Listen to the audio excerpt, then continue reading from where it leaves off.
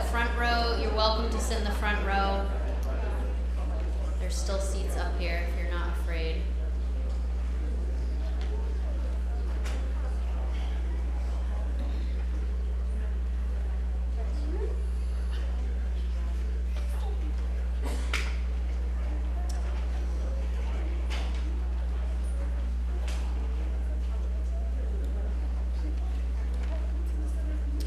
So thank you, everyone. I see a lot of new faces out there today, but also some familiar ones. So some of you are familiar with our IForum series here. My name's Kylie Goslin. I'm the Executive Director of the Partnership for Strong Communities. This Lyceum building, this lovely space, is our home. The Partnership for Strong Communities, for those of you who don't know, is a nonprofit dedicated to ending homelessness and expanding housing opportunity here in the state of Connecticut. These IForums that we put on are free, open to the public educational sessions covering a wide variety of topics across community development, affordable housing, and homelessness. We do them throughout the year. This is the third in a series. We'll be hosting an additional one later this year. Our sponsors, as you can see up on the screen, I want to take a moment to thank, help us put these on and pay for the food and transportation and everything that goes into these events. The Millville Charitable Trust, the Ensworth Charitable Trust, Bank of America, CHFA, the Department of Housing, Liberty Bank, Webster Bank, and AIA Connecticut. I'll get to some housekeeping at the end, but first I want to introduce our topic and the great speakers that we have teed up for you today. So thanks for coming. One of the things that I love most about Connecticut is its history and a lot of the beautiful old buildings that dot our state. Much to my husband's dismay, we live in a 1910 Victorian and everything that comes with that. So I often tell people that owning a historic home is more like being a curator of a museum a little bit. It's lots of cool history, but if you can't fix stuff or if you don't have a lot of money, it's not for you. Things break, roofs and foundations leak, wood rot, trees grow into pipes, things back up, structures sag. This week's adventures in old home ownership in my house featured an early Halloween visitor, a bat in my daughter's bedroom. So you never know what it could bring. So it's easy for me, and probably many of you who know our state, to understand how these properties, old properties, but also some not so old properties, when they're not cared for and invested in, quickly become overwhelming and beyond repair. And for some owners, when the cost of repair exceeds the value of the property, they choose to walk away. So it doesn't take long for these types of abandoned properties to become an albatross around the necks of neighborhoods and municipalities. It leaves municipalities and neighborhoods in the lurch, left to deal with unpaid taxes, suffering surrounding property values, and sometimes dangerous conditions that we're all too familiar with, especially here in Hartford and some of our urban areas. Officials and communities often feel helpless. So when legal processes like foreclosures or tax details begin, they may drag on for months or years, and sometimes new owners who do take on the properties quickly find themselves overwhelmed by the cost of trying to bring the property back up to code. So the City of Hartford, which we'll hear more about today through our speakers, is but one community that has faced the scourge of vacant and blighted properties. Communities across the state, both urban, suburban, and rural, have struggled with how to address these problem properties and build back up communities. Land banking and receivership, which we're here to talk about today, sometimes also called conservatorship, are two tools gaining attention and popularity across the country. So thanks to one of our speakers here today, Laura Settlemyer's leadership, Connecticut has become one of a handful of states to actually put these tools into law. So this past legislative session, Laura drafted legislation and built a motley crew of supporters, including our friends at LISC, CCM, folks like Dave Foster and Melvin Cologne, who are here to talk today, as well as some municipal leaders. And support for the legislation was overwhelming, no doubt due in part to the fact that every town in Connecticut, pretty much, regardless of where it's located, has one of these problem properties or two or more in them, and is struggling to figure out what to do about it. So thanks to our successful efforts, we're all here today, learning about the benefits that land banking and receivership could yield for our communities. This could include new potential opportunities to use these properties as affordable housing, or using affordable housing resources to augment rehabilitation for a win-win. In 2016, then Mayor-elect Luke Bronin commissioned a Blight working group to issue a transition report on how to better address Hartford's stock of vacant and blighted properties. And Melvin, who's here today to speak with us, was one of the co-authors of that report. Among other things, the report recommended that the city take a more structured approach to the way it handled blight. So rather than being split among multiple city departments, that there be at least one leadership position that could oversee blight enforcement and all of its parts scattered amongst health, code enforcement, public works, and legal departments. So that's how our first speaker, who I'm about to introduce, came to grace Hartford with her knowledge and expertise. Laura Settlemyer is currently the Director of Blight Remediation for the City of Hartford and built and chairs the Hartford Land Bank board, of which Melvin is a member. And we'll hear more about that today as well. In my former role as Deputy Director of Development for the City of Hartford, I had the joy of having Laura's resume land on my desk when I was searching for someone to fill that leadership role.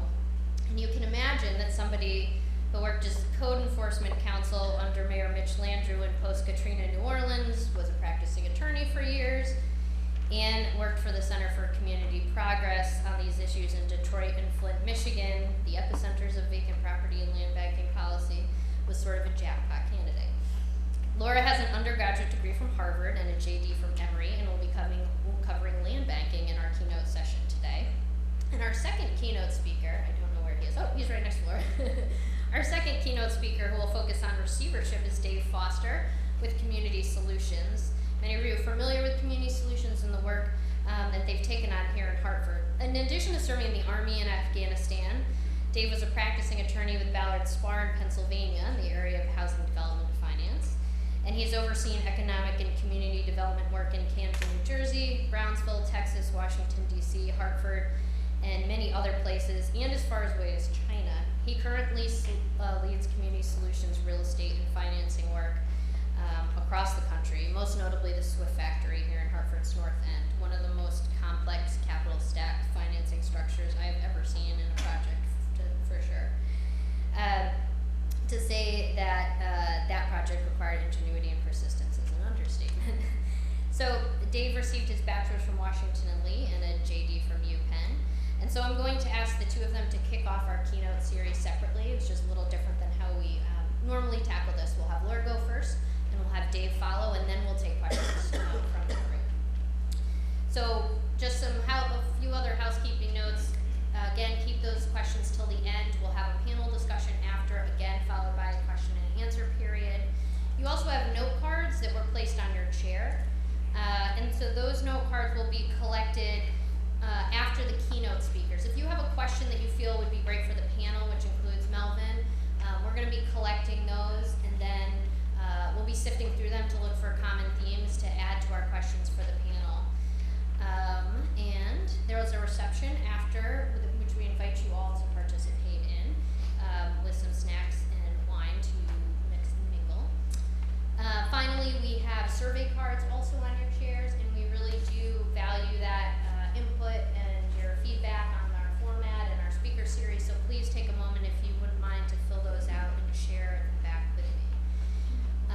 Or share them back with Kaylee, or at the front desk right by the elevator before you leave today. So with that, I'm going to turn the presentation over to Laura Settlemyer.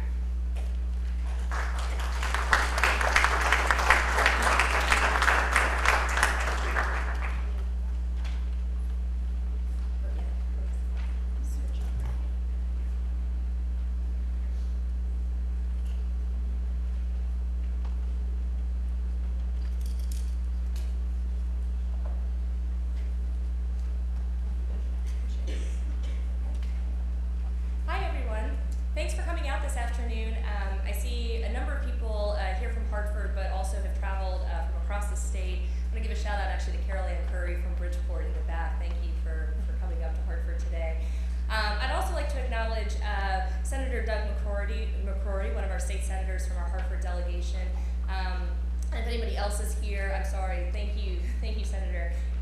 Senator McCrory has been a real partner for us, both on the legislative effort this spring that Kylie mentioned, and in supporting the land bank and giving us a lot of advice on ensuring we are upholding community priorities. And I apologize if I miss anybody, but did want to just call out a few people. I'll get to my land bank board members later on.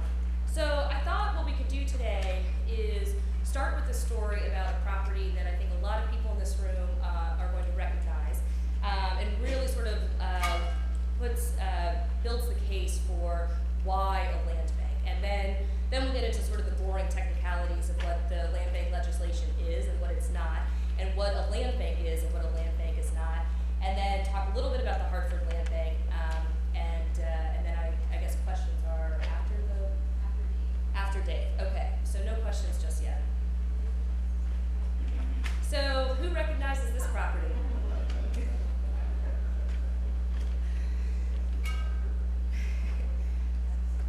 So this is 213 Lawrence Street. It's right there. Am I pointing in the right direction? Okay. This window hasn't been glassed over yet.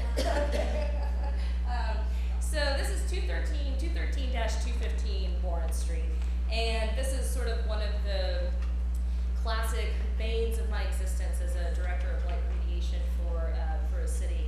And I'm just going to walk through a few facts about this property. So just walking through the story of this property. So it was a bank foreclosure, U.S. Bank, foreclosed on the property in 2015 and sold it to an out-of-town investor. I put investor in quotes because, let's be clear, this person has not invested any money other than the acquisition of this property, into this neighborhood, into our city. There are taxes owed to the city, about $20,000. Essentially, this out-of-town investor picked up the property in 2016 and has not paid taxes on the property since. Unfortunately, that amount is too small for us to do one of our tax deed sales that we started, a practice that we picked up again this spring.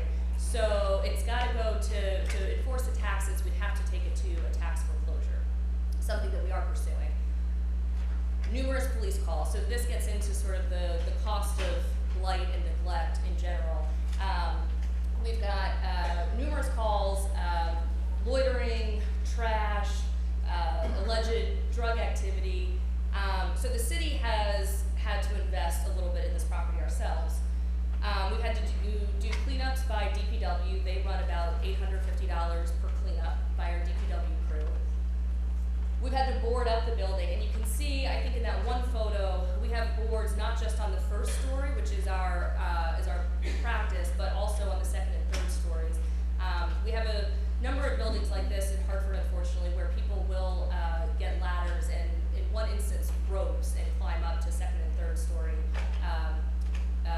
units. And so we often, not often, I shouldn't say often, but occasionally we do have to board more than just the first story of the building. The boards also will get pried off from time to time, so that cost is, we have to reboard this property about once every 6 months.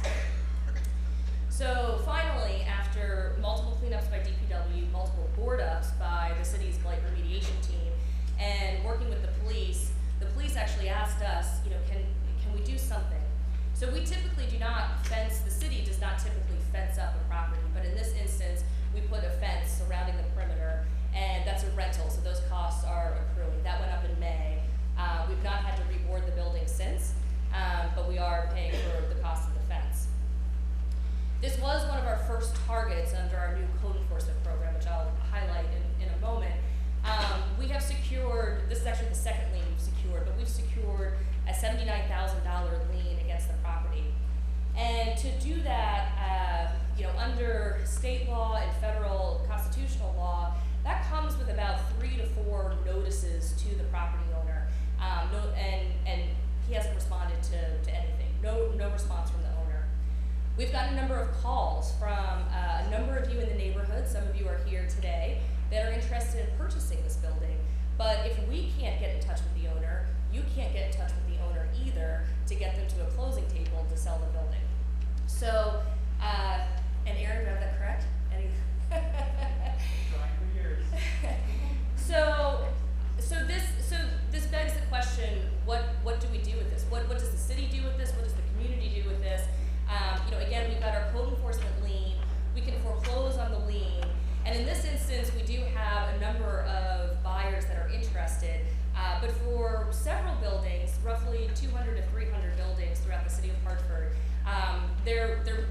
we're not sure whether there's a demand for those buildings, and if there's, without sort of someone else stepping up, without anything else, the city would be left to take ownership.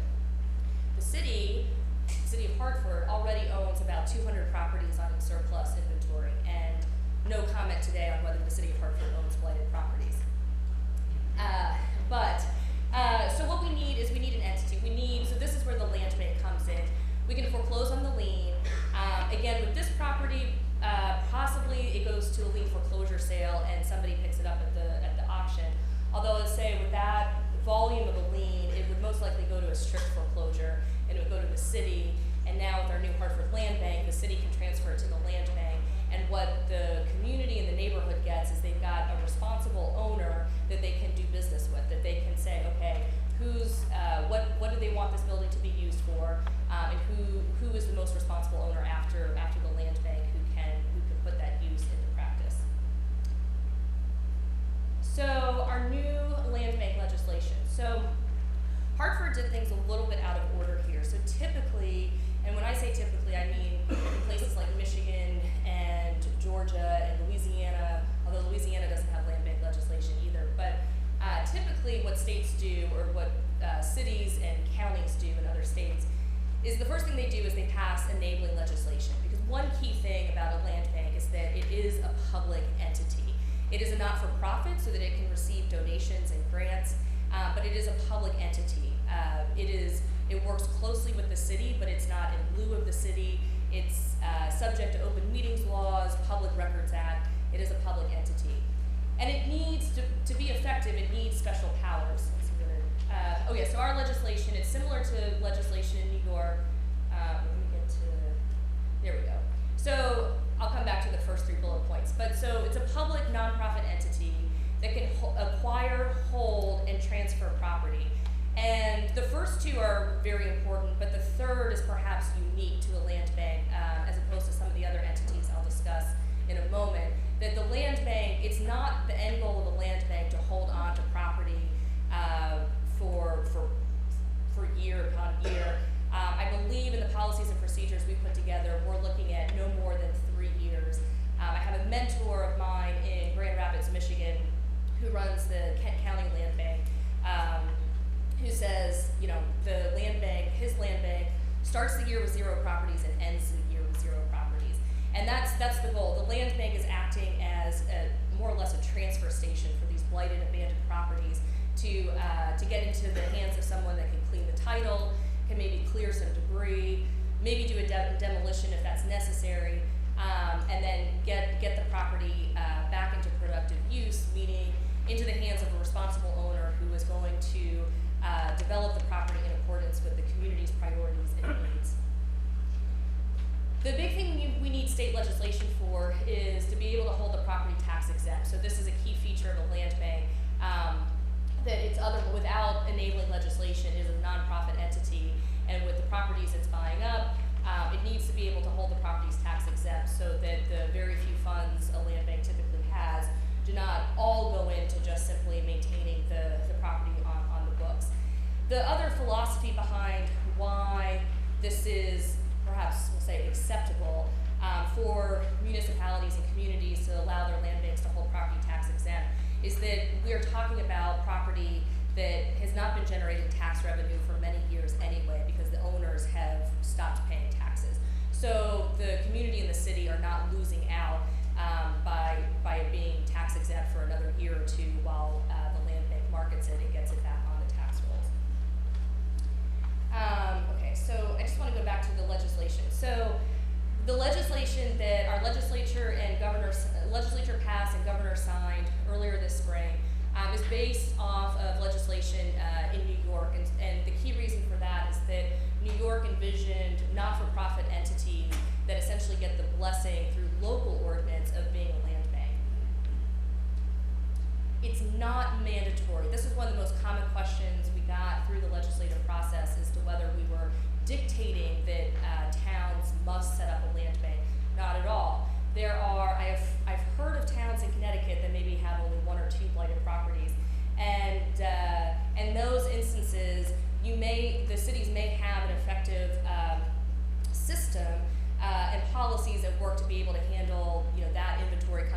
city for a moment in time.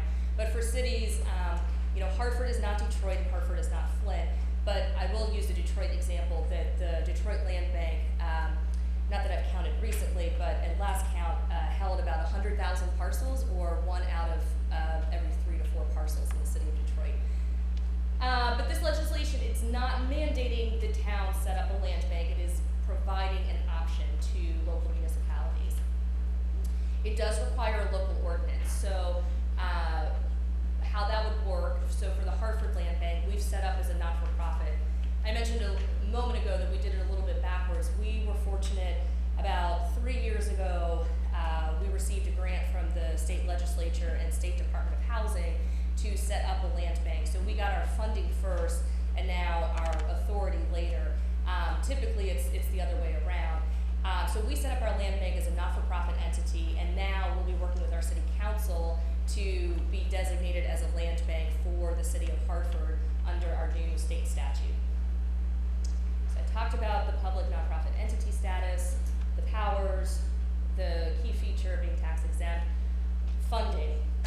So this is going to be something where we will have to go back to the legislature, work with the legislature, work with our leaders at the state, work with local leaders across the state on funding land banks. The work really can't be done without adequate funding. And so one funding mechanism that we built in, and this is a standard feature of modern land bank legislation today, something that exists in Michigan, and I believe New York as well, is the 550 tax recapture. So a moment ago I was talking about the properties are typically not paying taxes for many years as they come into land bank ownership, and then while they're owned by the land bank, they're not paying taxes. When the property goes back onto the tax rolls, for the first 5 years after it goes back on the tax rolls, 50% of the revenue generated goes back to the land bank. And so that's our existing funding mechanism for right now. It doesn't necessarily generate a lot of revenue, especially for a variety of reasons, but it is at least something, and I really appreciate our legislature being willing to give us that. Okay. Key thing about a land bank, does not have the power of eminent domain. So another set of questions I often get about the land bank and land banks in generally is, what is the difference between a land bank and Blight? So land banks and NRZs. I don't know much about the NRZ legislation and how it affects other cities in Connecticut, but here in Hartford, it has divided our city up into 14 zones. And a couple of things to say here. One is that our Hartford Land Bank works very closely with our NRZs, which are essentially today neighborhood associations, and that's our primary way of communicating with the community and making sure we understand what they need and what their priorities are, and making sure we're working with them as we set up our land bank. But another reason I highlight it is that if you look at the NRZ statute, NRZs actually have broader powers than our land banks do and will. NRZs do have the power of eminent domain. So one of the things I think we'd all really like to see for Hartford is to see the capacity of our NRZs built up, because they are led by residents, led by community members, and I think it would be great to help them work with them to build the tools that they need to be able to take control of properties in their neighborhood. The difference between land bank and land trust. I really wish these two entities had different names. The confusion is really in the name. I will say the key difference in terms of operations is that the land trust typically is intentionally acquiring land and property to hold on to it for the longer term, possibly indefinitely, for a variety of purposes. They're used a little bit in Detroit for preserving open space. The primary purpose that they're used for, I've seen in the Northeast, is for preserving affordable housing. But I think for the purpose of today and in the discussion today, the key difference is the land bank is not acquiring for the long term. The land bank is acquiring for a moment in time to triage whatever issue is going on with the property to get it back into productive use. Community Land Trust is intentionally acquiring for a longer term purpose. And the two entities can work well together, similar to NRZs and land banks working well together. In some of the other cities I've worked in, I've seen where land trusts, the pipeline of properties that go into community land trusts are provided by the land banks. And then the difference between a land bank and a redevelopment authority. This line probably gets blurred the most, especially in New Orleans, where the New Orleans Redevelopment Authority is the land bank for the city of New Orleans. I think the key difference here for a Connecticut audience is that, as I understand it, redevelopment authorities are limited in their scope as to where they can buy properties and the purpose for which they can buy properties, specifically to assemble for development.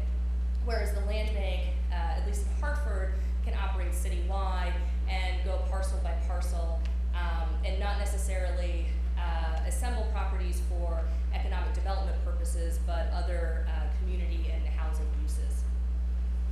Okay. So, I just wanted to throw up our code enforcement process briefly, again, just to kind of highlight sort of the struggles, again, that we've had with 213 Lawrence, and just to give us all an appreciation for, you know, how long this is a process, and that as a result, it takes time. So that lien that I mentioned on 213 Lawrence took us about 6 months to obtain, which for code enforcement standards is actually moving pretty quickly. That's an expedited code enforcement process. A little bit about the Hartford Land Bank. So now I'd like to give a shout out. I have a few of our Land Bank board members here, Melvin Colon, who you'll hear from in a little bit, and Rex Fowler. Thanks, Rex. And Rex and Melvin were both on the task force that Kylie mentioned that is responsible for me being in Hartford altogether. We have, what's not up here is we do have 3 spots on the board for mayoral appointees, so if anyone is interested, please see me afterwards. So our Hartford Land Bank, we do have, thanks again to our state delegation and the State Department of Housing, we do have a $5 million grant to start at the land bank. We are getting ready to acquire our first properties through the city's, the city had a tax deed sale in April. When those redemption periods expire, the land bank will be acquiring about 7 of those properties that are residential properties. The big thing that the land bank is doing right now is hiring an executive director, so that we have a program manager and a person to manage these properties, manage the operations of the land bank, and we expect that the land bank will become very active in 2020. Let's see. The other thing that we're working on, and actually this has been completed, is a complete city parcel by parcel survey, working with Loveland Technologies, and a grant and huge support from the Hartford Foundation for Public Giving. So this is a map. We put this together working with members of the Youth Service Corps and UConn students and our team of inspectors at the city. What you can see, this is a detailed example. So for every property in the city, we have a photo of the property. There was no trespassing involved. These are all street views of the property, what you can see from the sidewalk. And in the app, our surveyors were able to document the conditions that they saw on the property. And what we have is we now have just a tremendous amount of data on all the vacancies in Hartford, all the occupied structures, which structures are dilapidated, where our vacant lots are. It's an incredible resource to have, and is really necessary as we put together plans for investing the grants that we have. And then finally, this is probably too small to read, but I just want to give a shout out to all the legislators and elected officials and partners who helped us with the legislation this spring. We had a number of sponsors in both the House and the Senate. We had a number of people and organizations provide testimony, send in written testimony. It was a team effort among a couple of cities, especially those last final days of session. So I want to call out not only the Hartford and Waterbury delegations, but also Bridgeport and New Haven for their help in those final hours. But really want to call out Majority Leader Matthew Ritter, Representative Kristen McCarthy-Vahey, and Donna Hamzy-Crocia with CCM. Neither piece of legislation would have gotten passed without those 3 individuals. So thank you.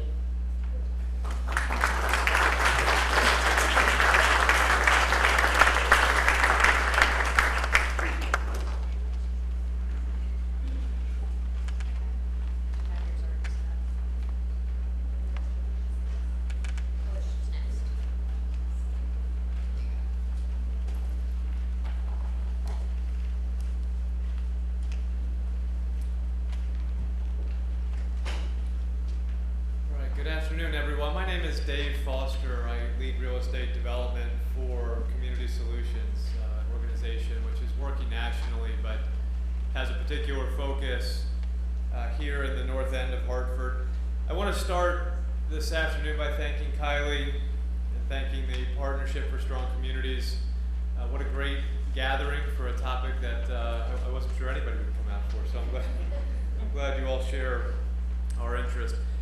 Before I begin, I want to recognize the extraordinary team that I have the privilege of working with on the ground here. Bennett Kelberman, I think, had to leave, but John Thomas, Patrick McKenna, Tarek Razlan, Sweta Patel, and Rex Fowler, who sits on a number of the boards of the various sub-organizations that we have here in the city.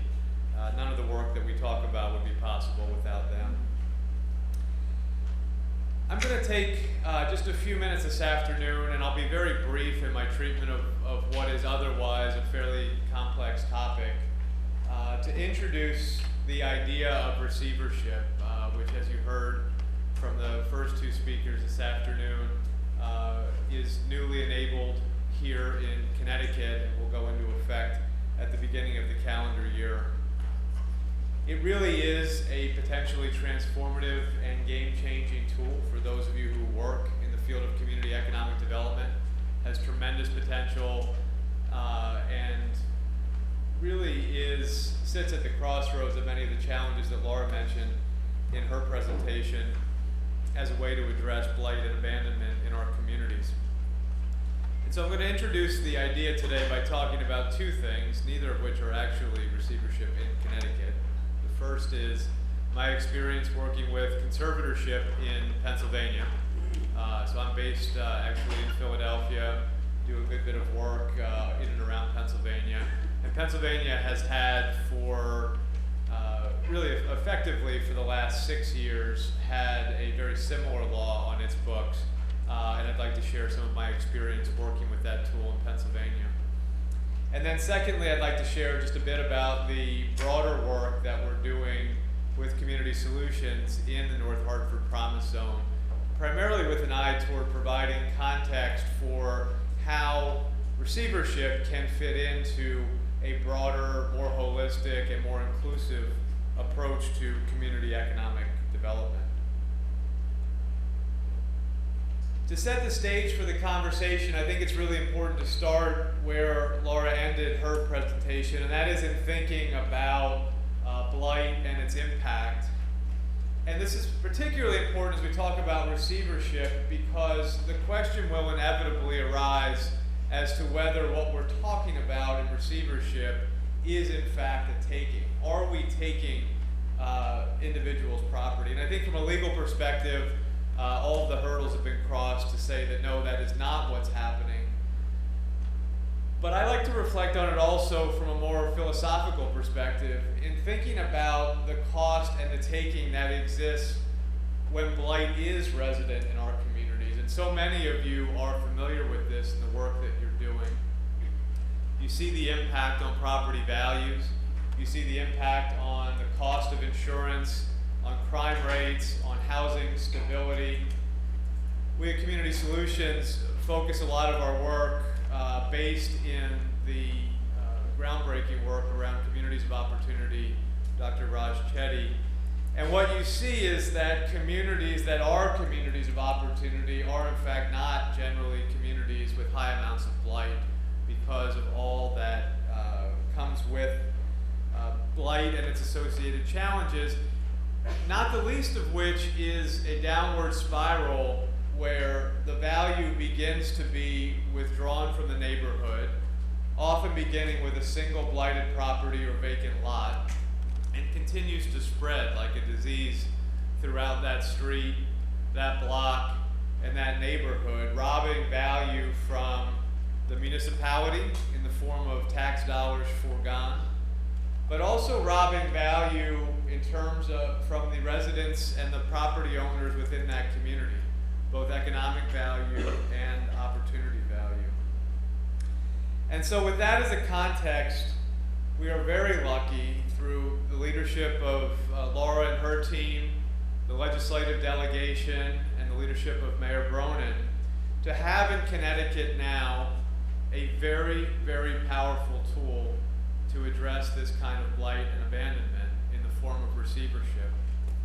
And I'll reference today the Pennsylvania Conservatorship Law. Many of the principles and tenets of that law are the same as the Connecticut law. Laura will be on stage later. She's the expert in the law itself and how the differences apply. But by way of just a simple introduction, conservatorship, receivership exists in many different forms in lots of different states, but the way that it exists here in Connecticut, the way that it exists in Pennsylvania, is special in that it is arising from a private right of action that belongs to municipalities, nonprofit organizations, and near neighbors, so businesses and residents living within 2,000 feet.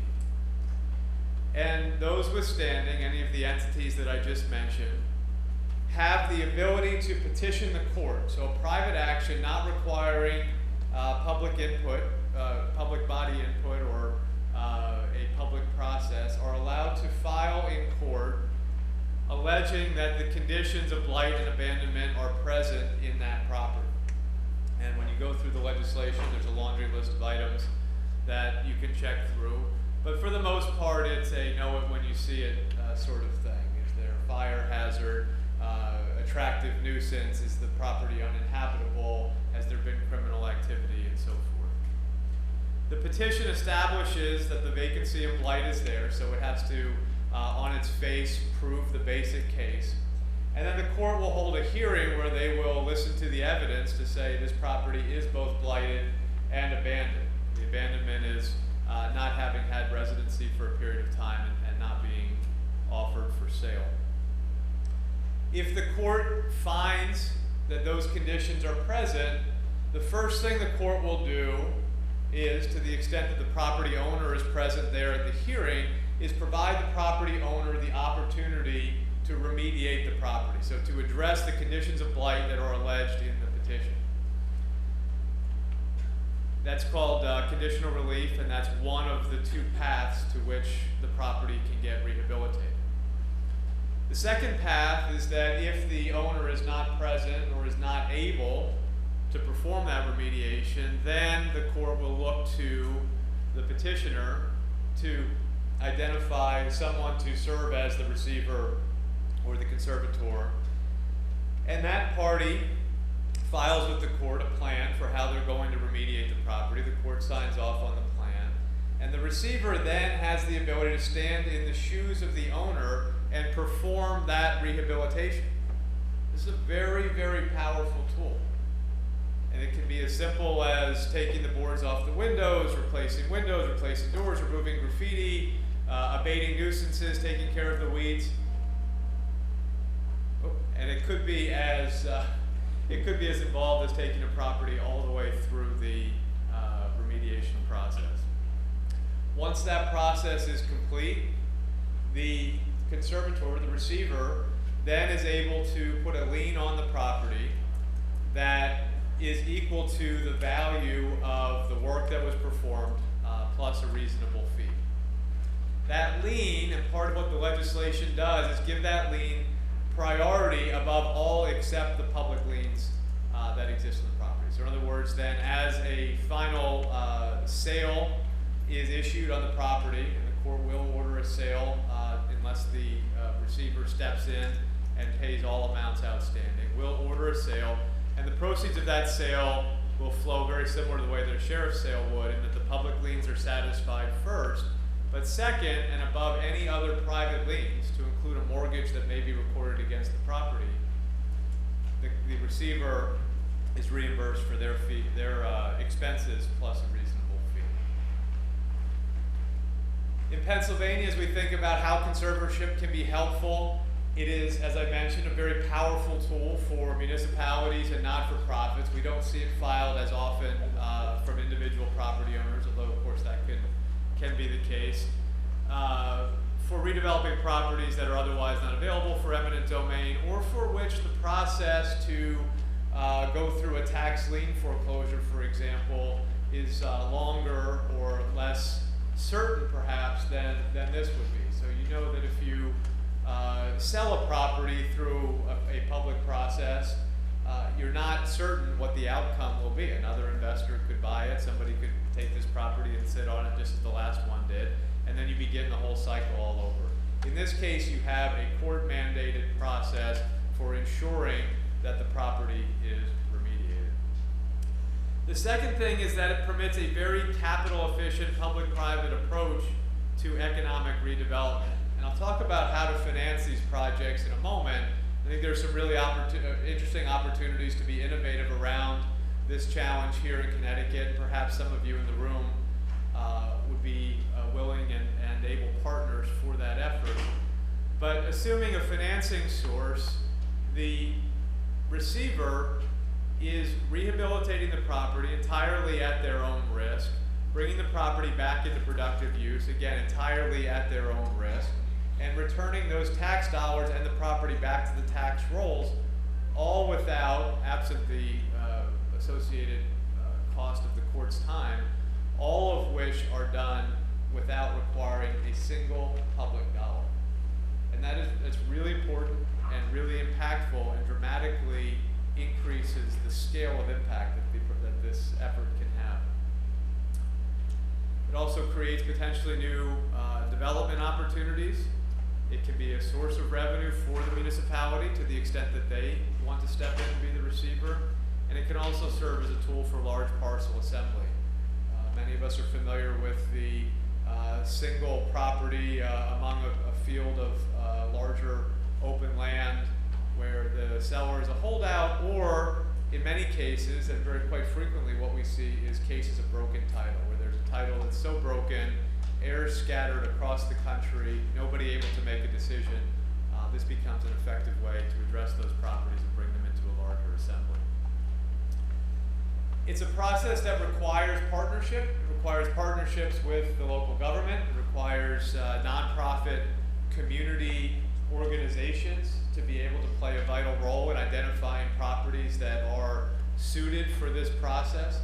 Nobody wants to file a receivership action against the property that's owned by an elderly individual who's had a health issue and is struggling to keep up the property, but instead looking for the property that has been that long-time nuisance or one that's been purchased by somebody who perhaps is out of town. Churches can be partners, neighbors and local businesses, and financing sources. One of the challenges of doing these kinds of projects is figuring out how to get them financed, since you don't have title for the property, and I'm happy to share more about this as we go to the panel. But social impact financing vehicles, whether through traditional lenders or CDFIs or even individual socially minded investors, are the way to provide the capital required for nonprofits and others to be able to perform this work. And of course, land banks, as Laura mentioned, can be a terrific partner here as well, both as an entity that is filing receivership or even potentially an entity that is taking properties on the backside of receivership as values increase in an area. I'll show you just quickly one of the projects in Philadelphia that we have worked on. This is 2906 Flora Street in the Brewerytown section of Philadelphia, a neighborhood with lots of new development and exciting investment. And you can see the quality of this property, which was purchased for $1 at a sheriff's sale 25 years prior to this. Roof had collapsed. You can see the damage inside. And in the course of about 7 months, we were able to take the property from this to this and bring it back to market and show and bring to the community a new and vibrant property. I want to close today by bringing this all into context for the work that Community Solutions is doing in North Hartford with many of the partners here in the room. We are working in the North Hartford Promise Zone, the 3 neighborhoods, although primarily the Northeast neighborhood, 3 neighborhoods that comprise the Promise Zone being our primary area of focus for a strategy that looks at 3 pillars for development. 1 is jobs, 2 is health and health impacts, and stabilizing housing. As we look forward to 2020 and the receivership law becoming available as a tool to economic development, this is certainly the area where we would anticipate focusing our efforts, but not as an isolated approach, an approach that builds on two other significant pieces of work that we're doing in the neighborhood. The first being the Swift Factory. Many of you may be familiar with this. If you're not, I'd encourage you to come and visit. Core and shell of the building are just about complete. We'll start our tenant fit out and look forward to opening in the spring of 2020. Swiftfactory.org is our website, and we do have lots of spaces open and available for manufacturing or office tenants, and we'll put a plug in for my team, and please see them at the reception afterward if you've got an interest. The Swift Factory is focused on jobs. We met with the residents of the community as we were looking at a strategy for bringing this building back to life. The residents said we don't need more housing in our community, what we need is jobs, and so we set out to build what has been now, I guess, a $35 million project that will deliver more than 150 full-time jobs to the community and many, many more construction jobs. And our thanks to so many of the partners in the room for making that possible. And the second complementary effort that I want to highlight is the North Hartford Community Land Trust. And so we, about 6 months ago, finalized our formation of the land trust. Laura mentioned the land trust as distinct from the land bank in her comments. The land trust in North Hartford will focus on taking social impact capital, acquiring properties, single and small multifamily properties in the area immediately surrounding the factory, and rehabilitating them, stabilizing rents at a maximum of 50% AMI, lease them, and employ local residents in their rehabilitation. And so I highlight both of those efforts to point out that this receivership tool is powerful, it's important. I am so congratulatory of all who were involved in bringing this to the state of Connecticut, where it is going to have tremendous impact, but it's not a tool that operates in isolation. It's one that is best integrated as part of a more comprehensive approach to the neighborhood. So thank you for your time, thanks for your attention. I'll look forward to your questions as we move on with the panel. Thank you again.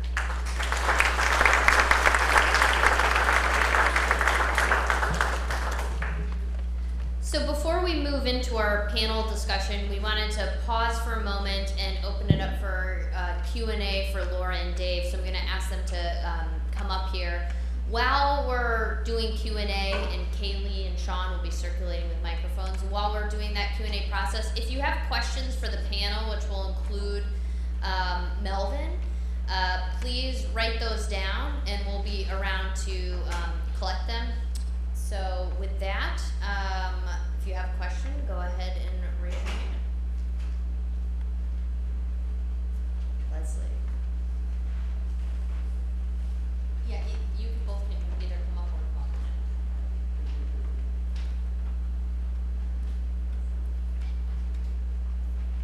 Thank you so much, Leslie Hammond, Hammond Realty, and Laura, we're just so blessed to have you in Hartford, even though it's taken a little longer than we anticipated. So my question is, being a community activist, a lot of people say, why can't I buy these properties as a homeowner and live there? And I know, we have SINA and NINAs, nonprofits, and investors that buy a lot of these properties once they're in the land bank. So have we ever thought of working with a local bank to get rehab loans and to try to make that possible for those people that do have the income and the credit to possibly do that? Sure. Does Rex Fowler want to take this question? So I think that's actually something that's been considered even before my time in Hartford and Connecticut, and I think something that we will continue to work on through the land bank, well, both the City of Hartford and through the land bank. It may be one of the programs we develop with the $5 million that we have from the state. We are also working to raise additional funds. I should have mentioned this when I put up that $5 million figure, which sounds like a lot, especially in the form of a grant, but we estimate it will cost at least $50 million to essentially remediate every blighted property in the City of Hartford, at least that. So we are looking to raise additional funds and to be able to offer more programs, just like what you're talking about, being able to provide more rehab loans and possibly supplement the work that the city is doing and partners like the Hartford Community Loan Fund and working with them.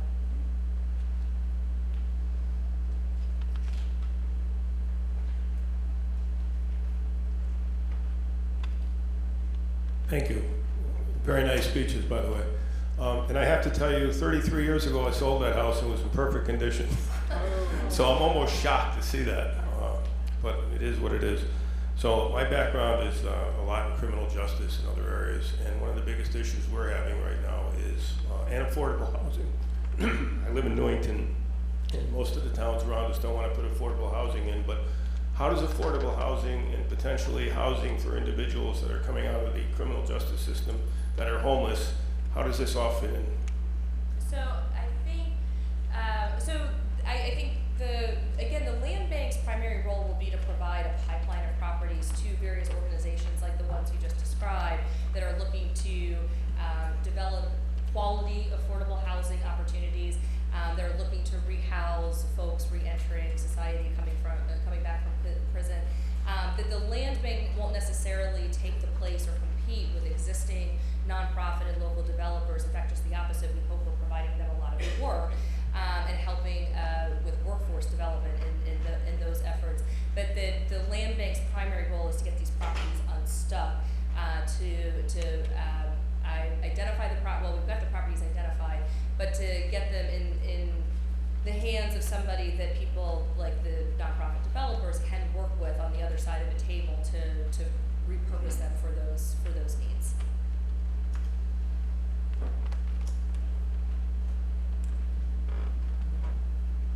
Hi, I'm Helene Flexer. I'm from the Northeast Connecticut Council of Governments.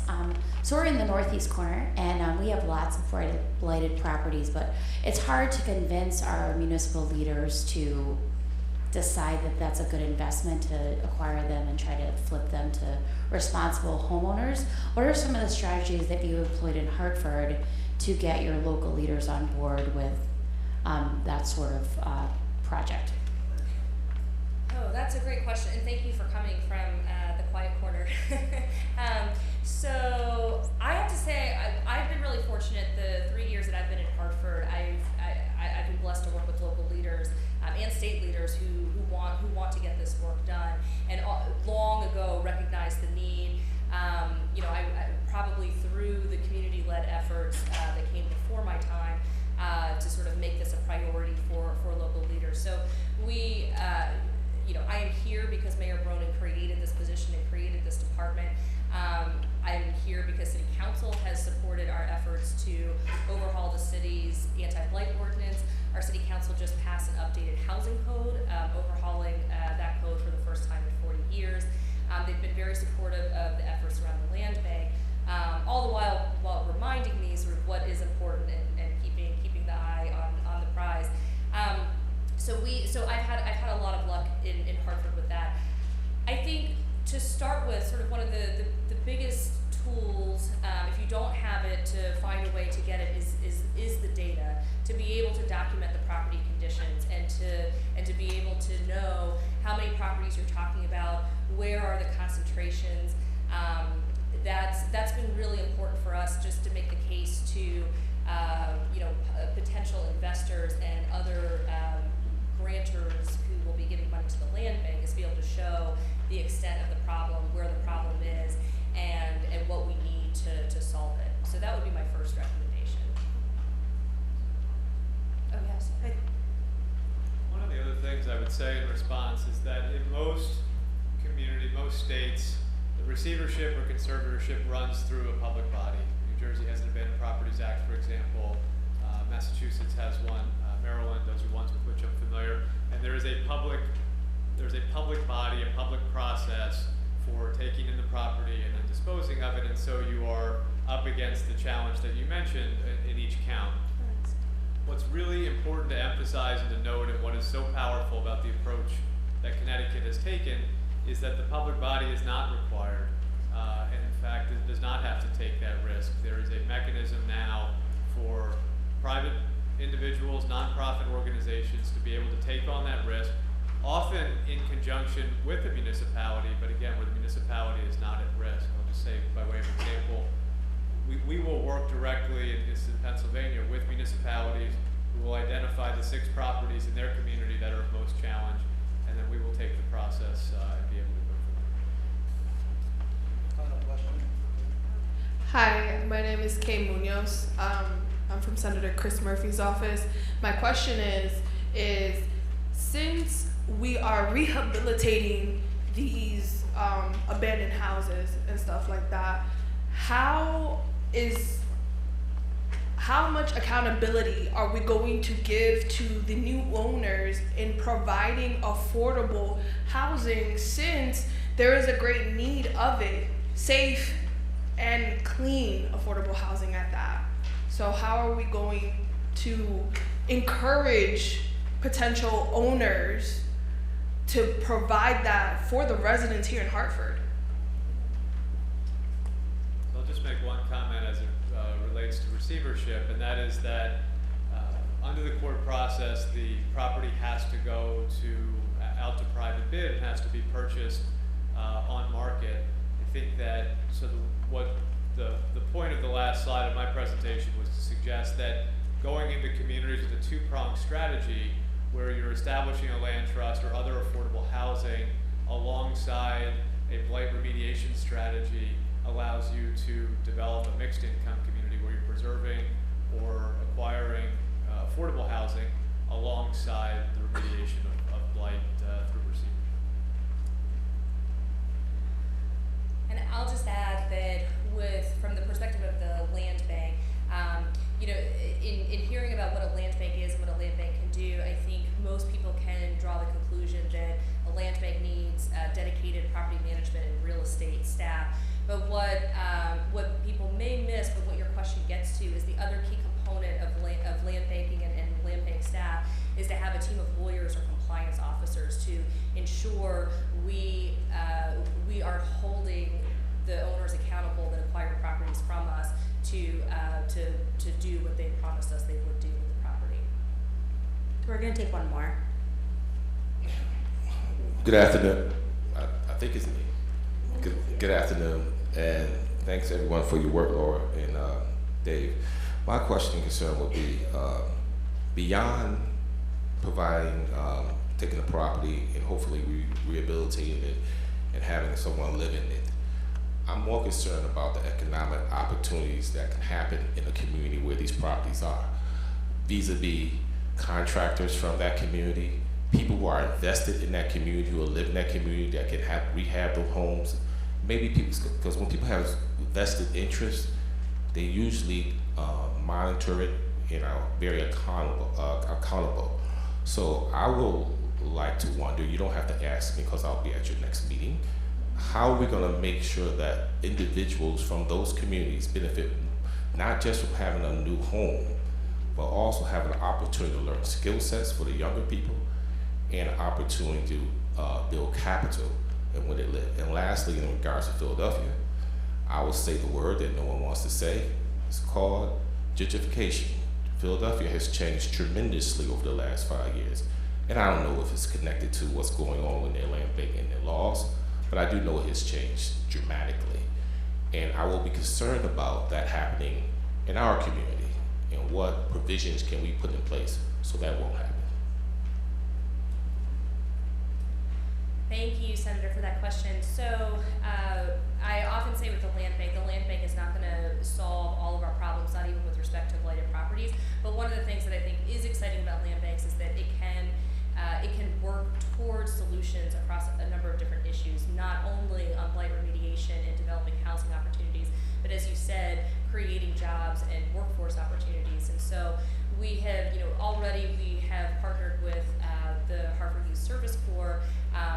The board of the land bank is very committed to ensuring that the contracts that go out from the land bank, there is a local and a minority preference, and specifically a Hartford local preference.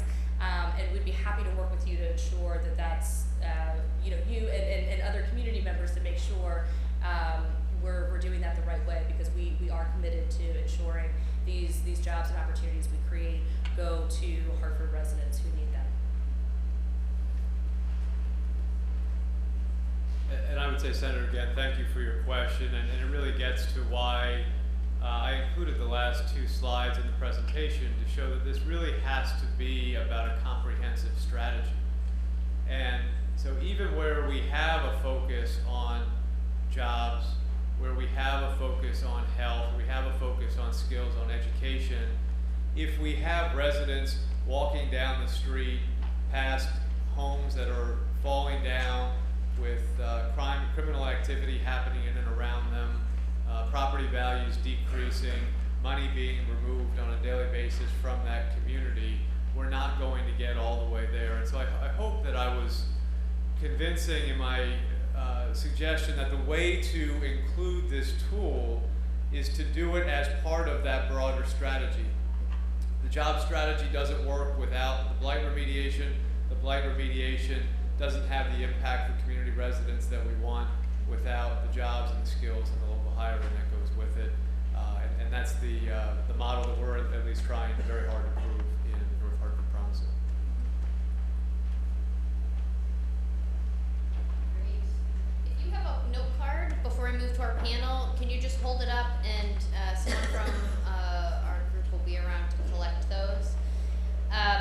We're going to move into our panel discussion, so Dave and Laura can head up, and as well as Melvin. And I want to take a moment to introduce Melvin, since we're bringing him to the stage. Many of you know Melvin Colon is the Executive Director of the Southside Institutions Neighborhood Alliance here in Hartford. SINA, as it's known, is an anchor partnership between Connecticut Children's Medical Center, Hartford Hospital, and Trinity College, and has worked to create rental and home ownership opportunities here in our own backyard in Frog Hollow. Melvin has a long history in the community and affordable housing development arena. He's worked at NeighborWorks America and Youth Build USA. He's led community affordable housing efforts in Boston and was a founding board member of what is now Boston Community Capital. He's a longtime professor in the areas of community economic development and urban policy at UMass and Tufts. And Melvin has an undergraduate degree from Yale College and a master's in city planning from MIT. So Melvin, thanks for joining us today, and I'll be coming up to moderate the conversation.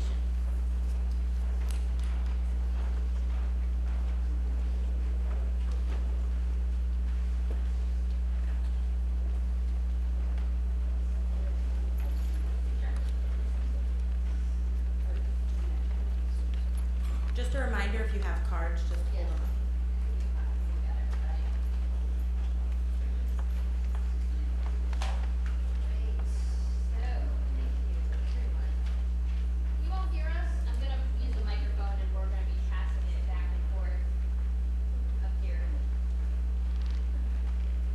Okay. So we'll go through a series of questions and a conversation here, and then we'll have a little bit more time for some final Q&A at the end of our session. First question, though, I wanted to ask Laura. I know we have a lot of folks from various municipalities in the room, and you talked a little bit about how the Hartford Land Bank was set up. I can pass this one too, Seth. You talked a little bit about what was involved in setting up the Hartford Land Bank, but what advice would you give to a municipality interested in setting up their own land bank, and what initial steps or conversations would you recommend that they take? So the first conversation I'd recommend is to talk with your community members and see what your community members want, and if this is what makes sense for them, and what are their priorities and their goals. And then I would look to what partners you can bring in. We haven't acquired a property yet, so I can't say we've been successful. But with our code enforcement efforts, we have seen a dramatic reduction in the number of vacant and blighted properties, and that's all been through partnerships with our community development corporations, partnerships with local LISC, which also operates statewide, with the state government, with local government, with our local CDFI, the Hartford Community Loan Fund, Hartford Area Habitat for Humanity, various organizations and government officials. So I would say it starts with the community, and it starts with building partnerships. Dave, to follow up on the receivership conversation a little more, you gave some examples of the types of organizations or individuals that could act as as a receiver or conservator in the case of Pennsylvania. Can you give us some more specific examples or talk a little more in depth maybe about how in Connecticut, what types of organizations in Connecticut you might anticipate using the new receivership law here? It's a great question, and I think it even speaks to the issues that the senator raised in that final question.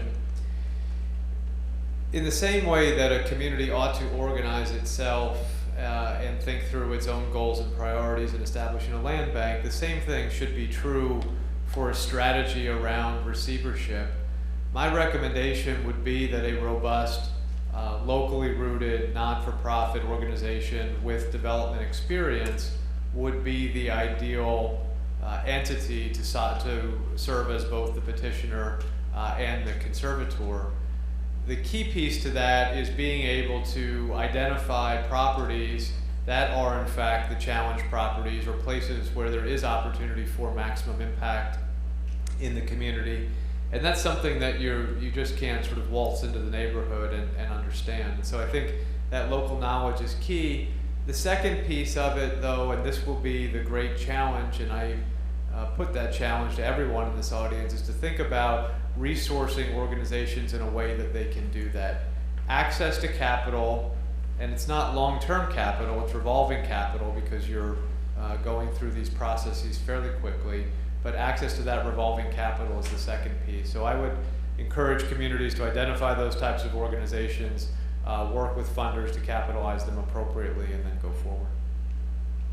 Thank you. I want to put a pin in the conversation about challenges and come back to that with all three of you in a moment. But first I wanted to get to Melvin. Melvin, you kind of have your hands in this whole process from multiple different angles, being a land bank board member, as well as a community development nonprofit entity. So I'm curious to hear from you, now having these two new tools in place, your thoughts about how you might be able to use one or both of them in Sina's work in Frog Hollow. Sure. Thank you for inviting me. I appreciate being here. It's pretty specific examples that come to mind when I think about how I could use a land bank. For example, a few years ago we identified a property in the neighborhood that we didn't know who owned it. It was a dental office. It said it was a dental office. And it had a sign on the, well, anyway, what we found, it took a lot of detective work. We found out that it was owned by the Department of Justice. I guess the dentist had been doing something well, something that got him that landed in trouble with the Department of Justice. So it took us about another year to figure out how to get a property, who in the Department of Justice is responsible for properties, and how we could get a property from the Department of Justice. And said, oh, we got really excited, wow, we're gonna take this. And then we found out it owed about $80,000 or $90,000 of property taxes. This would have been a great property for the land bank. In fact, it would have been a way for the land bank to acquire the property, to clear the obligation with the city, and then we would have been in a position to buy it and convert it into affordable home ownership, which is really the thing that we do in our neighborhood. Sina has embarked on a strategy now for about 15 years of converting small rental properties and into home ownership opportunities, and also building home ownership opportunities on vacant land. In terms of their receivership, another way that a nonprofit could use this, Sina has some working capital, so we can actually acquire property in our neighborhood. There are other entities nonprofits that don't have the same amount of working capital that Sina has, and so they have to work hard to put together financing packages. Kylie calls them financing stacks. A stack is, it could be money from the state, money from the city, money from philanthropy, any number of sources. These are very complex. And the ready cash, the pre-development work to acquire a property is not easily accessible. You'd have to go to somebody like Rex, and Rex has to study the Rex Fowler over there with the Heart, with our local loan fund. So anyway, just talking a lot to say, all I really want to say is a land bank offers an opportunity to acquire a property and give a nonprofit like let's say Habitat for Humanity or NINA or mutual housing the time to put together that financing stack. The conservatorship, the receivership, that's another one that would be very useful to us. When I graduated from, actually no, in fact this goes back to when I was a graduate student. I did my thesis and a master's in city planning on a receivership in Dorchester in the city of Boston. And I learned there the value of being able to take the control of a property away from an owner who wasn't there. We never really did find out where the owner was, but we were able to take control of that property away from the owner, and through the tenants working with the nonprofit Nuestra Comunidad Development Corporation that I was involved with at the time, we were able to develop that property, and today it's still, this is about 30 years later, it's still a very viable rental property. So the ability to use a receivership without a receivership program, without there being a receivership program in place statewide, we were able to develop that property. There was some precedent in the city for using receiverships before that, and so the tenants were lucky that they were able to get a lawyer from the legal defense to help them place that property in receivership. How we would use that here, there was a friend came to me a few weeks ago, and he talked about knowing a woman who died and left her property. She a three apartment building, tenanted property, and those tenants, there was he didn't know the next of kin. He didn't know who the next of kin might be. He didn't know what was going to happen to the tenants in that property, and so it created so much uncertainty for the tenants. Who do they who do they pay the rent to?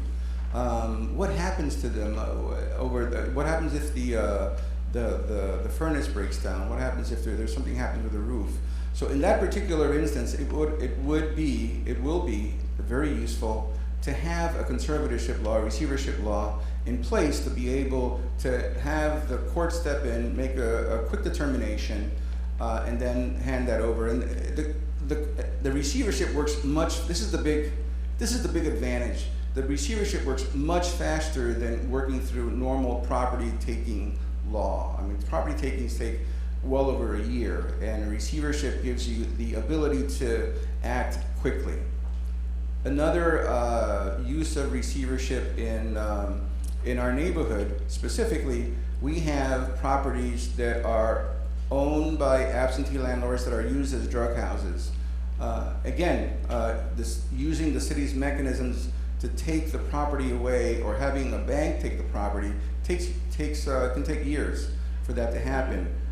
Being able to step in with the power of the court and have a receiver sign, it could be the receiver, it could be another entity, take over that property, really does provide some relief to the neighbors around who have to live next to this property. And this will give us a very powerful tool on any number of streets that I can think of in our neighborhood.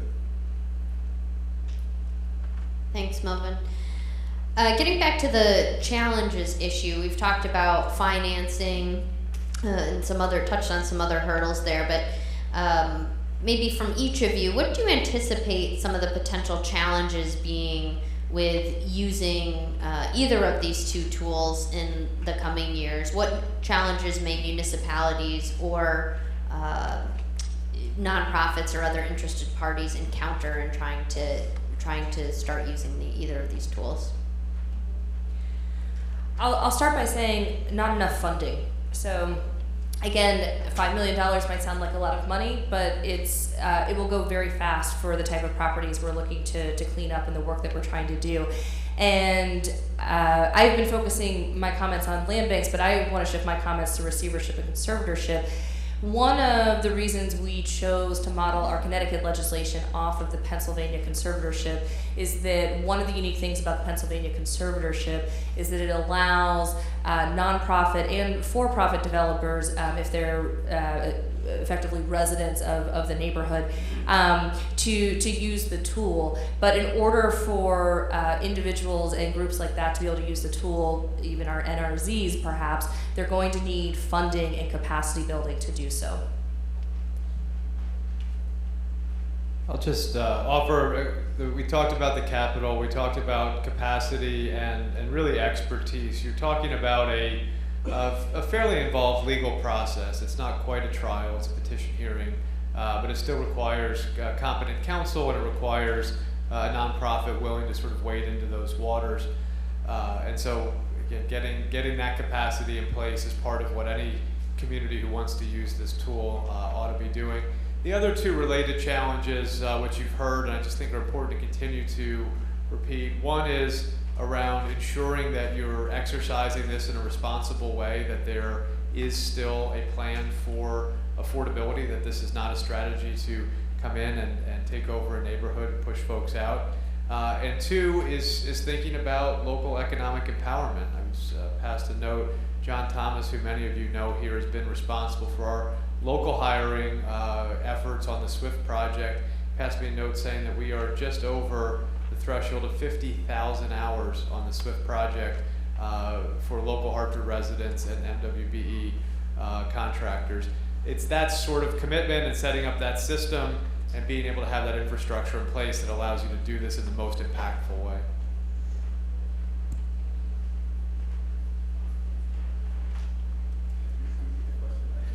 The question was, what challenges do you anticipate encountering in using either of these tools? Yeah,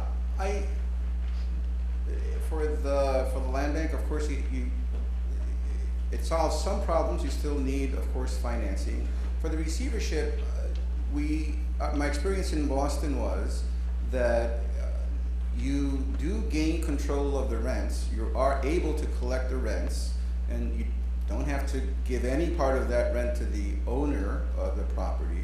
But often the rents are not enough to fund even the most basic repairs in a property.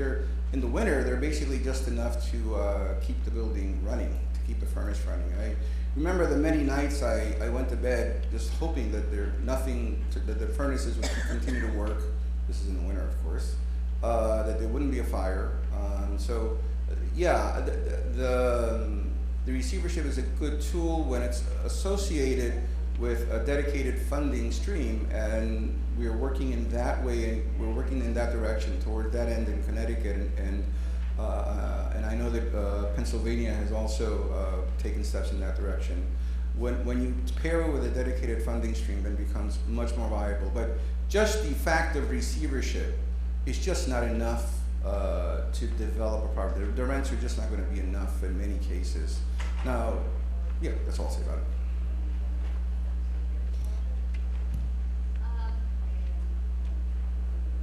Do you feel that municipalities, courts, other entities that may be involved in the legal and property transfer processes that both of these tools require are prepared to use the tools?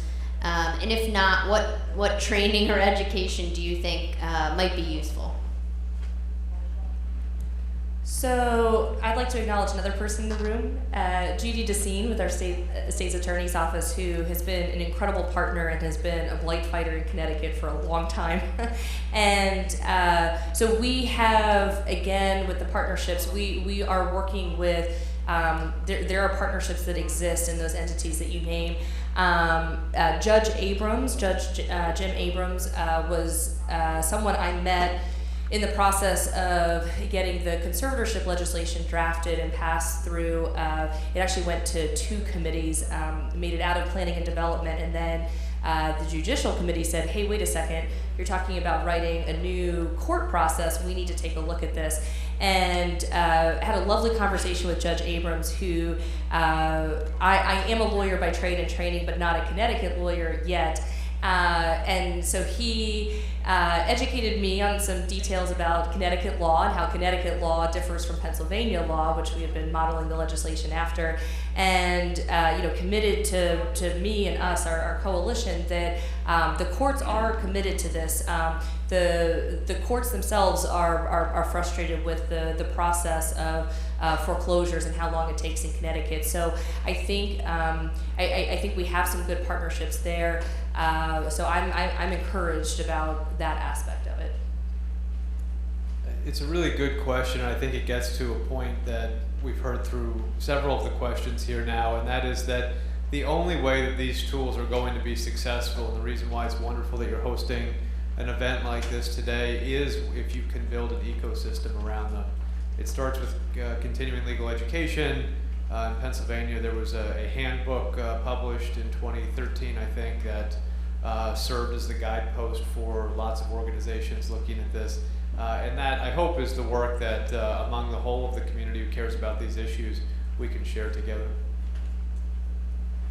I'd also like to acknowledge, I don't think she's here, Barbara McGrath with University of Connecticut Law School, who runs the Connecticut Urban Legal Initiative and has been our chief counsel or general counsel for the land bank, and has helped us do all of our paperwork, get our 501c3 status from the federal government. And so that's also a useful tool for others who are looking to set this up. I'm not sure how far Cooley's reach is in Connecticut, but I would encourage you to reach out to Barbara and her incredible team of students that she attracts semester after semester. I have a couple questions that I want to grab from the audience. They vary from angle, but are around the concept of these tools being used improperly. And so I wanted to take the opportunity to get those questions out there and clear them up. So the first one is there a mechanism in the land acquisition process, I think we're referring to receivership, that allows the owner to get the property back?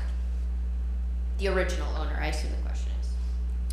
The short answer is yes. So this is part of the reason to have this process be, as we call it, a court-monitored process, so that number one, the original owner is getting due process and an opportunity to be heard. And this is actually one of the differences between the Connecticut law that's different from the Pennsylvania law. And one of the things that Judge Abrams taught me is that, so in Pennsylvania, the party of interest, who typically becomes the receiver, but I'm happy to explain that, but they file an action and there's an opportunity for the owners to intervene, but they're not actually named parties in the lawsuit. And Judge Abrams really encouraged us to consider having those owners be named parties in our lawsuits. So the owner is named in the action. They get served. They get notice of the action. They have an opportunity to object. And then let's say they miss that opportunity. A receiver is appointed. Work starts. The owner still has their ownership interest in the property. If the receiver has done work, they will have to reimburse the receiver for costs, but there is an opportunity to come back to the court and say, wait a second, I'm not sure what the excuse would be, but I'm here now, I'm ready to step up, I want to do the right thing here. They may need to reimburse the receiver for some costs. There's also, Dave, you can probably talk about this from your experience. In some instances, I know the process can go all the way through, and that if there's enough proceeds generated from the outsale of the property, so the receiver does all the work, and then the receiver starts the process of essentially foreclosing on their receiver's lien. Again, another opportunity for due process notice, an opportunity to be heard by the previous owner. If that sale generates enough proceeds, the original owner will actually get reimbursed after the receiver's costs and any government liens are paid off. So I would just highlight two of those circumstances that happen on a very regular basis. So as part of Pennsylvania's law, and I believe as part of Connecticut's law, there is the ability to sell the property at the end of the process. It is like a sheriff sale, and so the residual proceeds at the end do go back, and frequently I can't think of a case that we've worked on where there were not proceeds that went back to the property owner. The other thing is we have taken, oftentimes the reason why the owner is not able to intervene is really because of a lack of capital, particularly in properties where there's been fire damage. Very difficult. Anybody's tried to finance a reconstruction project where there's been fire damage. Banks are not interested in doing that. And so we will often take the process all the way through, and then at the end, the property owner will be able to get financing in a way that they can buy out the cost of rehabilitation work that was done, and they now have a full valued and fully financeable project, which is also not just available, but a right that the property owner has all the way up until the very end of the process. Thanks, Dave. And on the other side of that, some concerns or questions regarding the potential for someone to use receivership in a predatory way. So the specific question addresses out-of-town investors, but it could be anybody really. What's to prevent somebody from using receivership or filing multiple actions of receivership in a given place and taking over a bunch of properties? The fear being then that if that person doesn't follow through, you have a mess on your hands. So there are strict restrictions in the law as to who qualifies as a party of interest to file the receivership action and who can be appointed a receiver. So it actually can't even just be any Hartford resident filing a receivership action against any property in Hartford. You have to demonstrate that you are a resident within 1,000 feet of that property, or that you own a business within 1,000 feet of that property. I'm not naive. That's not going to solve all the problems. It is going to be something that we have to watch for and be careful of, and we may need to make further amendments if this is not used carefully. But I do want to highlight that this is not, while it is an expansive tool in allowing community development corporations and nonprofit developers to be able to take advantage of it, there are restrictions as to who can use the tool to get at exactly that concern. A question for Melvin or Laura. The new legislation allows municipalities to establish a land bank together. So what might that look like in Connecticut, and how might that benefit some of our smaller communities? So, Laura. So let's see. I mean, I don't want to be presumptuous here, but I guess, I know that within the Hartford region, the 17.5 square miles that is the city of Hartford is not the only area that is experiencing challenges with vacant and abandoned property. So I would certainly welcome any of our neighboring towns, if they would like to partner with us, we can talk about what that might look like. In terms of process, what that would look like is our city council would, pass, I guess first we would, the entity that is the land bank is an individual not-for-profit entity. So assuming, we'll say, East Hartford and Hartford want to join together to form one land bank. Since Hartford has an existing land bank, I think the city officials, community from East Hartford would come to the Hartford Land Bank and say, this is something we're interested in doing. And then the East Hartford City Council would have to say, okay, yes, we approve the Hartford Land Bank, would probably entertain a name change possibly, and we're willing to accept them to be our land bank. So each town would have to pass their own ordinance, and there would have to be an agreement, I guess, with the board members of the entity that is the land bank. I see this happening more for again, I love going to visit the Quiet Corner. It's a beautiful part of the state. But for smaller towns, I think it might be a great way to share resources, office space, staff, to be able to address, maybe there's not enough inventory in any one particular town, but together it's a substantial inventory across a region. So I see it working, that ability for multiple municipalities to partner together. I see that working in regions like yours. To follow up on that, could a COG or a group of community activists form a land bank? So To the extent anybody can form an entity, yes, and then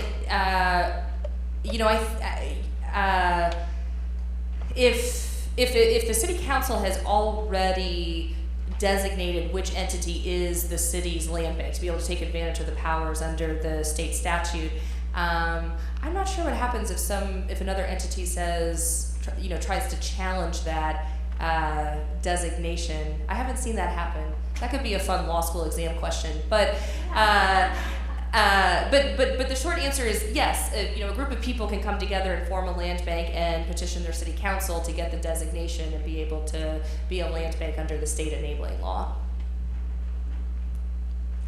I have a series of questions here that all sort of circulate around the same affordability question, and I had one on my list as well, and I'll pose this to Melvin.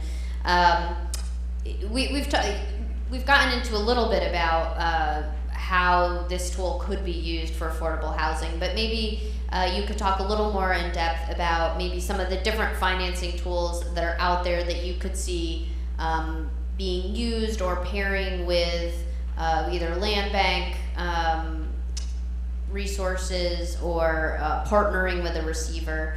In other words, how could you ensure as a community developer that some of these properties might be available to homeowners in that own city, in the city where the property is, or low-income renters?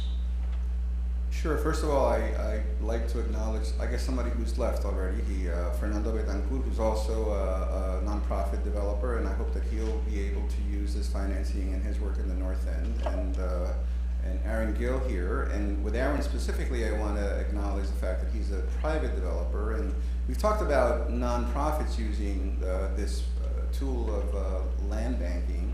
But we also have some great responsible developers in the city like Aaron, who is the type of developer we hope that others will emulate. And that was profiled recently. I'm just plugging you, Aaron, in a Hartford Current article.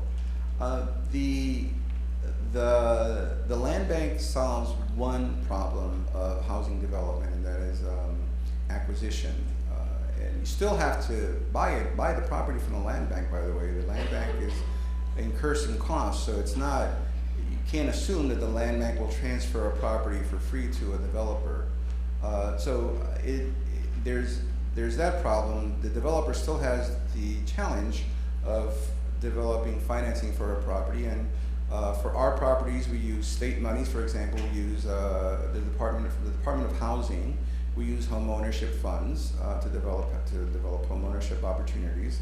Other groups use a variety of other rental housing programs for affordable housing, CHAMP, and a number of other possibilities. There's also the low-income housing tax credit, although that is very limited in availability.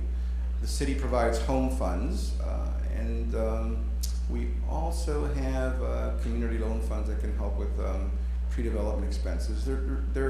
I think we all know the sources. Now, we're also looking at the opportunity zones and how that might also provide some help in putting together a capital stack. But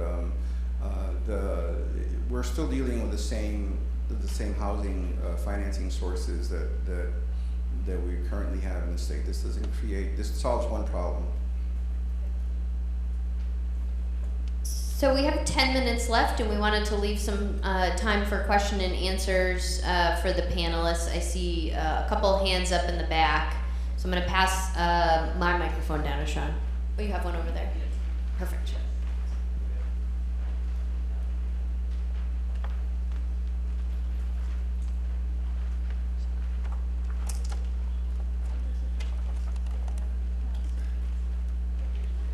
Thank you.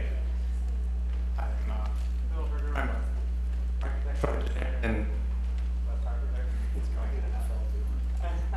that's okay. I'm an architectural engineer in the West Hartford, and I guess I'm curious. A lot of people are wondering about the ongoing repercussions of the housing bust of 2008. There we go. And I didn't know enough about the HARP program, or even if it's still viable or working at all. But does the land bank have any potential connection to HARP, or could it in any way take over certain roles of, to me, what I'm concerned about is this systemic issue of simply so many properties that had been underwater, and then nothing happened until the person just went bankrupt. Or it just, they could no longer afford it. So, you know, we were able to bail out the banks at a tune of $777 billion, but then the homeowners didn't really get their troubled asset relief. So I feel like, yeah, there's a strong role here for the land bank, but why do we have to wait until it's totally broke before we can kind of throttle down the whole property area? Thank you. HARP is the program that was put in place after the foreclosure crisis to help homeowners retain their homes through refinancing and other methods, and to protect them from the harsh consequences of foreclosure.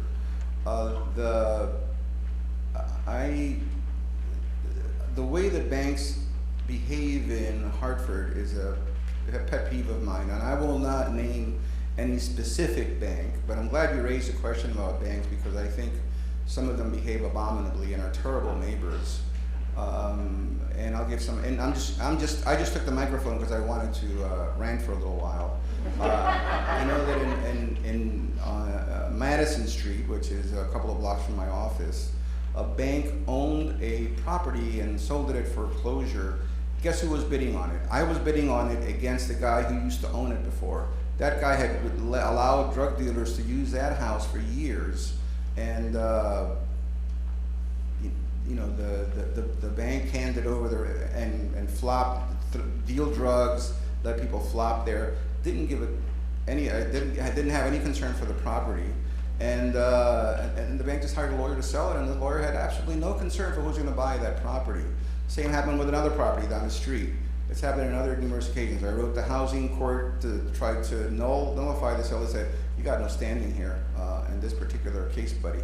Now, to answer your question, I'll probably hand the microphone over to Laura, but it takes, you have to satisfy, if we can work with the banks, if we can bring the banks together and ask them to be better neighbors, then I can see a situation in which the land bank could work very closely, hand in hand with the banks to acquire some of the pretty extensive foreclosed housing holdings that they have in the city. I can think of numerous bank-held properties in our neighborhood that are not good neighbors.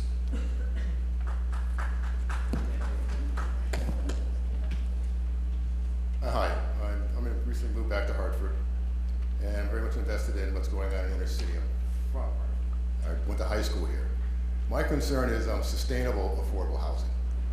What can we do about making housing more sustainable? Geothermal, solar, getting our high school and community college kids involved with sustainability. And so we work all that into the whole process of being holistic as far as a community. As far as diversity regarding people, saying someone could be a developer within 1,000 feet, you're not going to find very many developers within 1,000 feet of a property. Okay?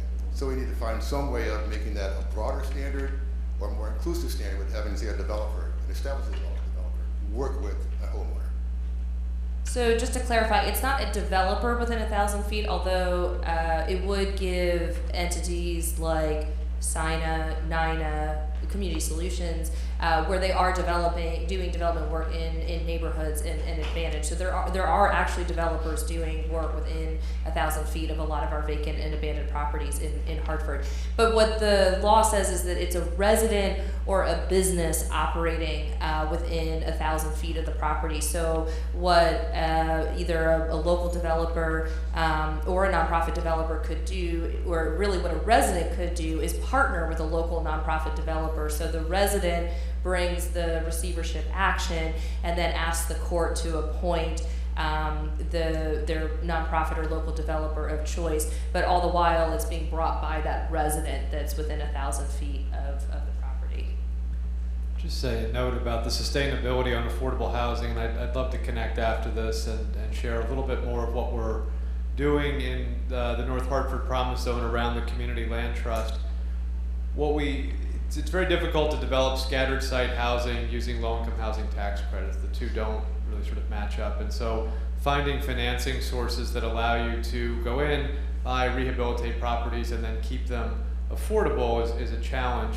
What we have been doing more and more at scale nationally is partnering with investors who agree to cap their return. So we will partner with our investors in North Hartford, and they will cap their return at 2%. So a 2% return, which is unheard of. Not even our community-based lenders can do that. Cap their return at 2%, go in, acquire the properties. We have a deep commitment to sustainability. 2 of the residential properties on the Swift Factory campus will be net zero. They will use zero net energy based on solar on the roof, and apply those standards into the individual properties that we're doing. 100% of the local property management and that construction work that's happening on those properties will be individuals who are from the community. So I think it hits on a number of the pieces. I don't want to go too far into the Community Land Trust today. That wasn't on the 2-item topics here, but I'd be pleased to connect afterward and share some of the work we're doing. Hi, good afternoon. My name is Representative Hilda Santiago, and I was one of the ones that voted for that bill.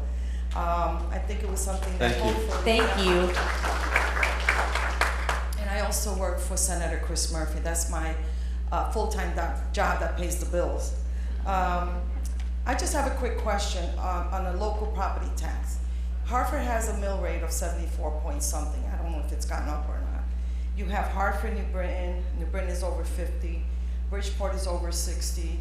Waterbury is over 60, but the mill rate is very high. And that might be some of the reasons why a lot of these homes are getting abandoned. And people can't pay them because they lose their job, or they get sick, or for whatever reason. So is there something to incentivize that when you get somebody to buy the property with paying the property taxes? Because, I mean, that's one of the reasons why that, we have a high blighted, especially in the urban areas and in the bigger cities.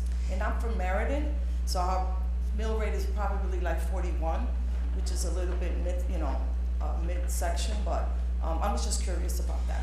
Thank you for that question. It gives me an opportunity to plug another program that we have in Hartford, which is our Blight tax deferral program. So recognizing that that is a challenge, and unfortunately it is a vicious cycle of cities that are facing decline, and a lot of our cities that I've worked with in my career are still experiencing decline, that as people move out, the city still has to provide the same level of service, the same number of streets have to be cleared, and so to make up for that lost revenue of people moving out and properties getting abandoned, they have to increase the tax rate, which then just propels more people to leave.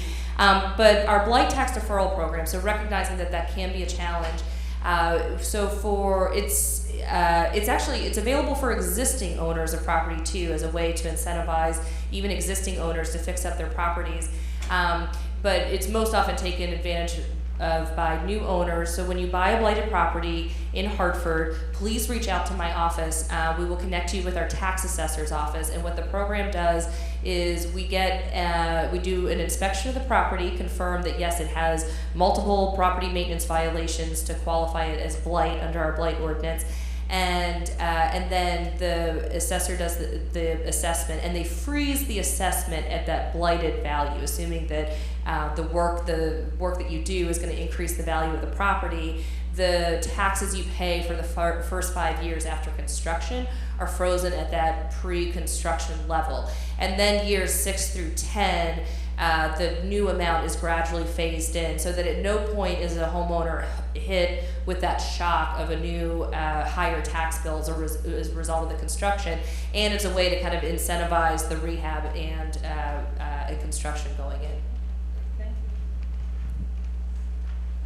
Oh, yes, one more question.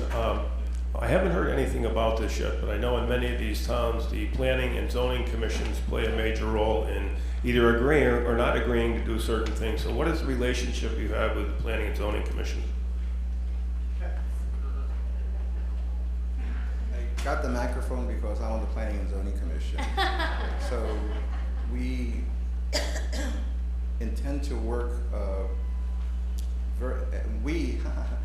the hat I'm wearing when I say we is the interim chair of the land bank. We intend to work very closely with the Planning and Zoning Commission to make sure that any properties that we acquire and intend for development are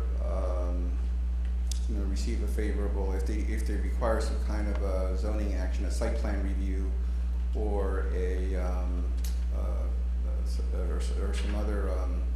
some other ruling, that we will work with them. Did you have something particular in mind? Can you want to be a little more specific, or? Well, no, it's just the town, from our planning and zoning, is so obstructionist about everything that they don't want to allow anything in the town. So I'm just curious as to how that fits in with what you're doing here, or Well, I'll just say I think in Hartford we have an excellent planning and zoning commission, and I'm not saying that just because I have 2 to 3 commissioners within eyesight, but we also have the benefit of having world-renowned land use law professor Sarah Bronin as chair of our planning and zoning commission, who has actually helped us rewrite many of our ordinances and laws, starting with the zoning code.